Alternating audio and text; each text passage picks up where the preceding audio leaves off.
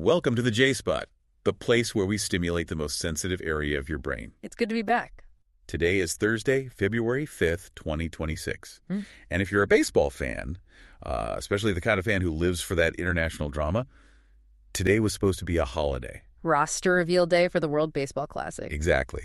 This is usually when we sit down, we look at the lineups for the USA, for the Dominican Republic, Japan, and we just start arguing about who has the best infield. Right. This is peak hype season. The marketing machine is usually firing on all cylinders. You know, the jerseys are selling out, and everyone's mapping out the path to the finals. But instead of hype, we are staring down the barrel of an absolute catastrophe. And I don't use that word lightly. Not at all. We aren't talking about a player snub or like a boring uniform reveal. We are talking about one of the host nations, Team Puerto Rico, the legendary Team Rubio, threatening to nuke their participation in the tournament. Completely. Just taking their ball and going home. It's a massive escalation. It is. And what makes this deep dive so fascinating, and honestly just so frustrating for the fans, is the antagonist of the story. Yeah, it's not what you'd expect. It isn't a rival nation. It isn't a political boycott. It's not a labor strike. No, the villain here is much more boring and much more ruthless. It's paperwork.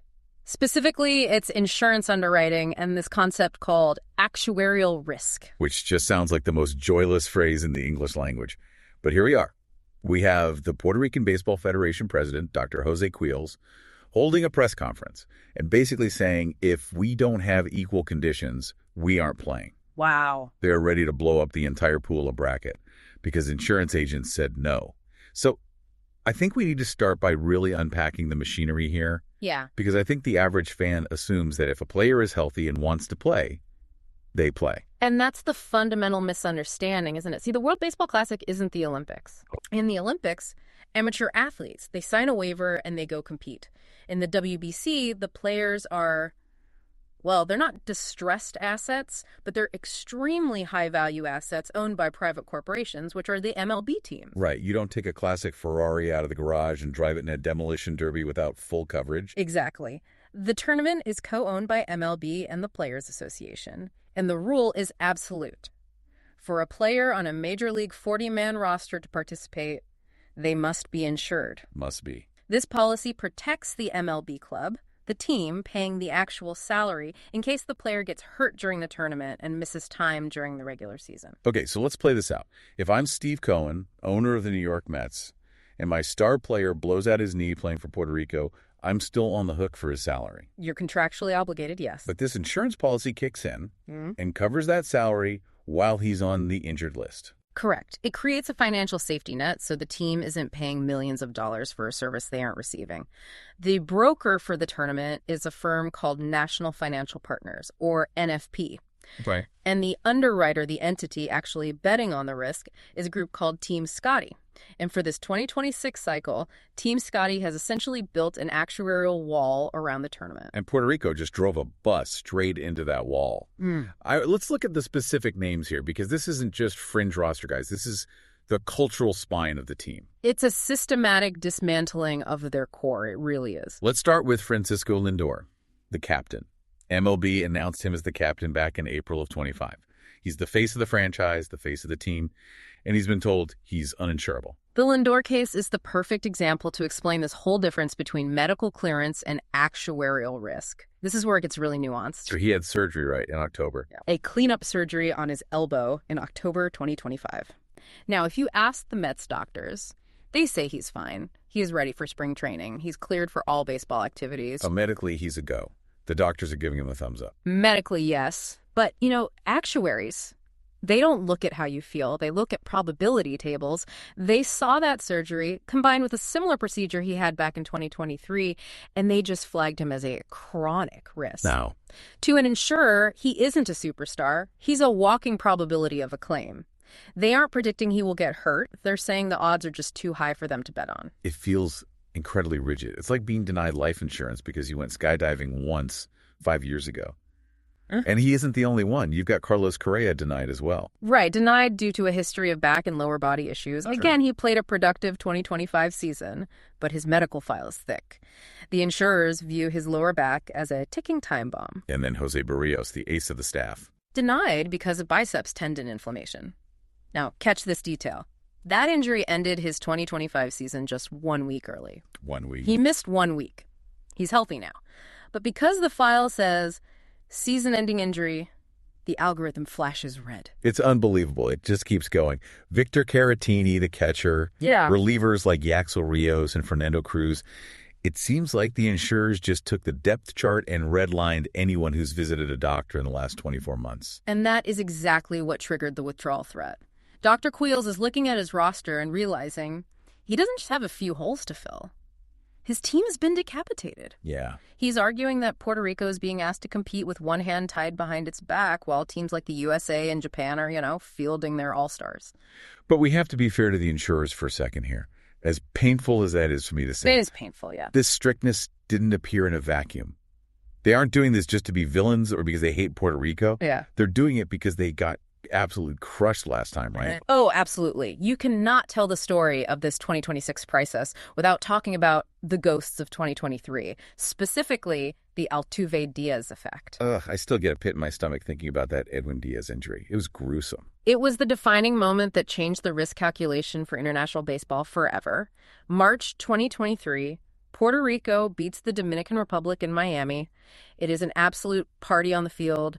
The energy is incredible. Edwin Diaz, the best closer in baseball, is jumping up and down celebrating. And snap, patellar tendon tear, not even pitching, just jumping. He missed the entire season. The insure team Scotty had to cover his $17.25 million salary.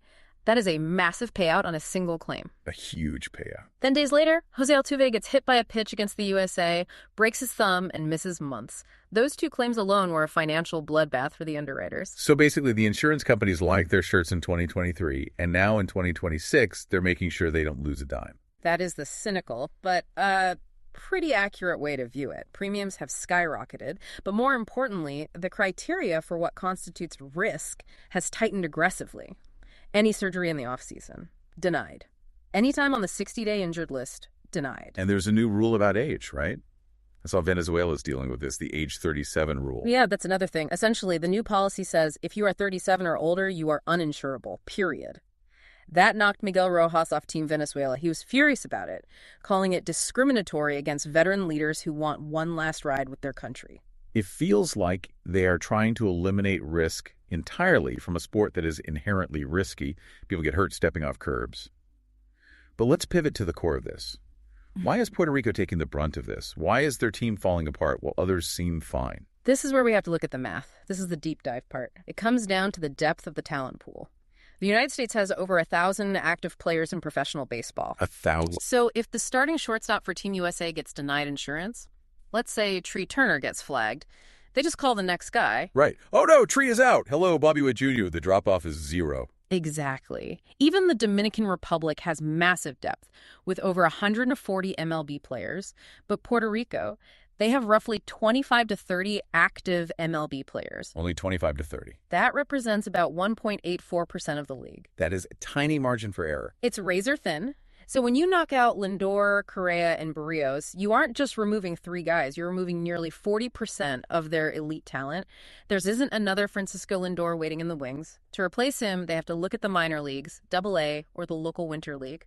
And in a tournament where you're facing Shohei Ohtani or Roki Sasaki, the gap between an MLB All-Star and a AA player is the difference between competing and getting slaughtered. It hollows out the core. That's the phrase Dr. Quills is grappling with. The insurance policy treats every team the same way, but the impact is disproportionate because Puerto Rico lacks the sheer volume of replacement stars that the USA or DR has. And the irony is just dripping off this situation because of Nolan Arenado. Oh, this is the most painful part for Puerto Rican fans.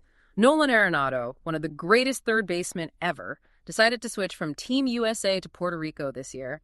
He wanted to honor his mother's heritage. He wanted to play with the big boys. He wanted to form the greatest infield defense in history with Lindor and Correa. He committed specifically to be part of that core, and now he's the last man standing. He switched allegiances to join a super team that has been dismantled by actuaries. He's essentially the captain of a ghost ship right now. He is. Man. So what does this all mean for fairness? You mentioned Miguel Rojas earlier. There is a feeling among the Latin players that this is targeted. Is that fair to say? It's a sentiment that is growing. Miguel Rojas explicitly said he feels Latin American countries are disproportionately targeted. Now, the insurers would argue this is purely data-driven. Of course they would. They aren't looking at flags, they're looking at medical charts. But the result is that the teams with smaller, high-elite populations get crushed. And there's also the issue of the downward reach. It isn't just the millionaires getting flagged. We're hearing reports that minor league players, guys in AA who don't even have big contracts, are getting flagged for minor injuries they sustained in winter ball. So Puerto Rico can't even get their backup plans approved. In some cases, yes. It creates a feeling that the deck is stacked. Dr. Quills used that phrase, equal conditions. He's saying, we cannot compete if the rules of engagement decapitate our team but leave Team USA intact. It raises a massive ethical question about the tournament itself. Is it a global celebration of baseball, or is it just an exhibition that happens only if the risk management department says it's okay? That is the central tension. The WBC wants to be the World Cup. But in the World Cup, Lionel Messi plays, period. In the WBC, the corporate structure of MLB and the risk aversion of the owners holds the veto power. Speaking of owners, we should clarify something. The teams can override this right. Yes, that is an important distinction. If insurance denies a player, the MLB club owner can say, I will waive the insurance requirement and assume the risk myself. The Detroit Tigers did this for Miguel Cabrera in 2023. But the Mets aren't doing that for Lindor. No. And frankly, from a business perspective, you can understand why. Lindor has nearly $200 million left on his deal. Right. If he blows out his elbow in the WBC without insurance, the Mets are on the hook for that money while he sits on the bench. It's a massive financial gamble that most owners simply refuse to take. It puts the players in such a bad spot. Lindor wants to play. He's the captain. But he can't risk his own contract, and the team won't risk their investment, so the fans lose. And the integrity of the tournament takes a hit. If Puerto Rico plays with a AAA roster, or if they withdraw entirely, the tournament loses legitimacy. You can't call it a World Classic if one of the best baseball cultures in the world is sidelined by paperwork. Now, we did get a tiny glimmer of hope over the weekend. Yes. The pressure seems to be having some effect. Reports came out on Sunday that two pitchers, Giovanni Moran and Luis Quiñones, were eventually approved after appeals. Okay, so the warning from Dr. Quills might be working. It seems to have forced MLB and the insurers back to the table.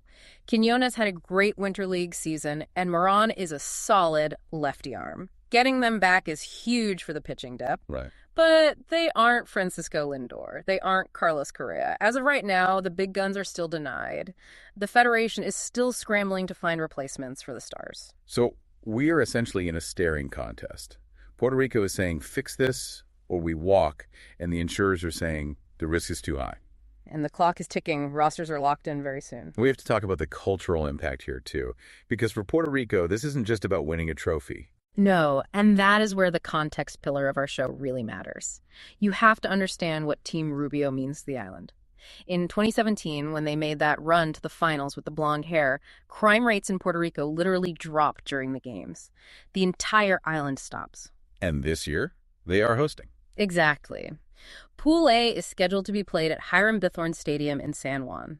The tickets are sold, the merchandise is printed, the local economy is banking on this. If Puerto Rico withdraws, you aren't just canceling some games. You're killing the event. You are devastating a local economy and a cultural moment.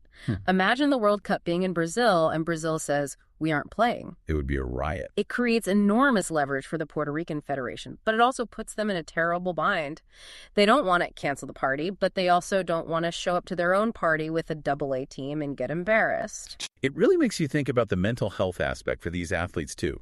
We always talk about them as assets, and the insurers certainly treat them that way. But imagine being Francisco Lindor. You rehab, you get ready, you accept the captaincy, you have the pride of your entire island on your shoulders. And a spreadsheet says no. That is a form of professional heartbreak. We saw it with Jose Miranda, too, withdrawing due to shoulder soreness. These players carry the hopes of 3.2 million people.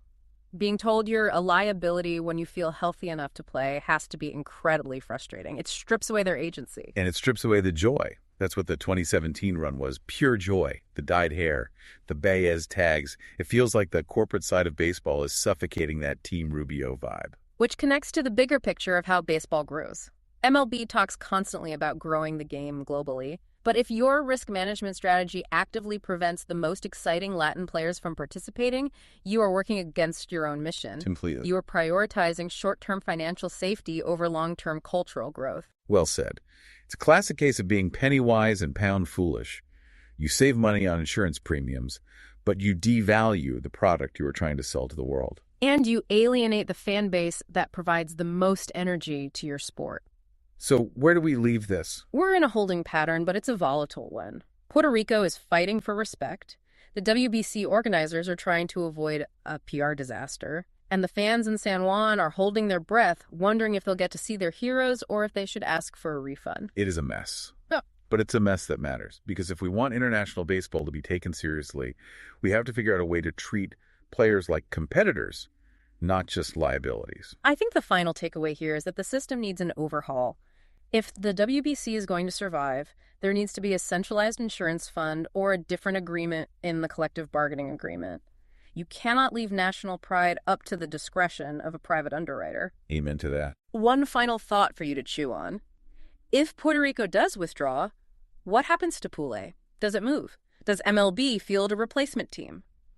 The logistical nightmare of a withdrawal is almost as fascinating as the insurance crisis itself. It's a game of chicken, with millions of dollars and national pride on the line. And we will be watching every second of it. That's all the time we have for this deep dive. We hope you understand the stakes a little better now. It's not just paperwork, it's the future of the game. Absolutely. The J Spot is a J. Breyer Allen production, edited by Linda M. and Gisette Garcia. Thanks for listening.